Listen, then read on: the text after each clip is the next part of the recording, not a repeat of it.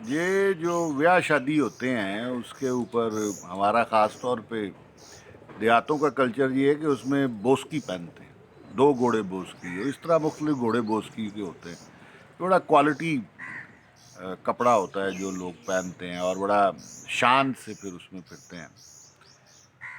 तो एक बोस्की होती है, एक डोस्की होती है। डोस्की वो होती है जो बोस्की की तरह नकल होती है। तो वहाँ जब ब्याह शादी होते हैं तो लोग देखते हैं कि किसने बोस्की पहनी हुई है और किसने डोस्की पहनी हुई है। इसके ऊपर है कि कई पाण दो घोड़े बोस्की ते कई पाण दो घोड़े डोस्की। कई पाण दो घोड़े डोस्की ते कई पाण दो घोड़े डोस्की। बोस्की डोस्की ਦਾ ਮੁਕਾਬਲਾ ਹੁੰਦਾ ਹੈ ਵਿਆਹ ਸ਼ਾਦੀਆਂ ਤੇ ਵੱਜ ਗੱਜ ਕੇ। ਬੋਸਕੀ ਡੋਸਕੀ ਦਾ ਮੁਕਾਬਲਾ ਹੁੰਦਾ ਹੈ ਵਿਆਹ ਸ਼ਾਦੀਆਂ ਤੇ ਵੱਜ ਗੱਜ ਕੇ।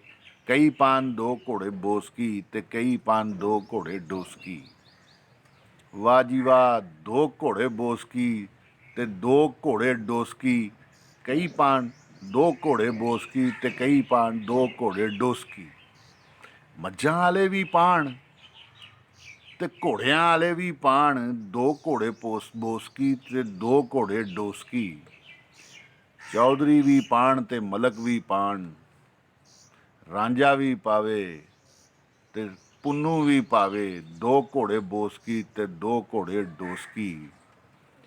ਮੈਂ ਵੀ ਪਾਵਾਂ ਤੇ ਤੁਸੀਂ ਵੀ ਪਾਓ, 2 ਘੋੜੇ ਬੋਸਕੀ ਤੇ 2 ਘੋੜੇ ਡੋਸਕੀ। ਕਈ ਪਾਣ 2 ਘੋੜੇ ਬੋਸਕੀ ਤੇ ਕਈ ਪਾਣ 2 ਘੋੜੇ ਡੋਸਕੀ, 2 ਘੋੜੇ ਡੋਸਕੀ।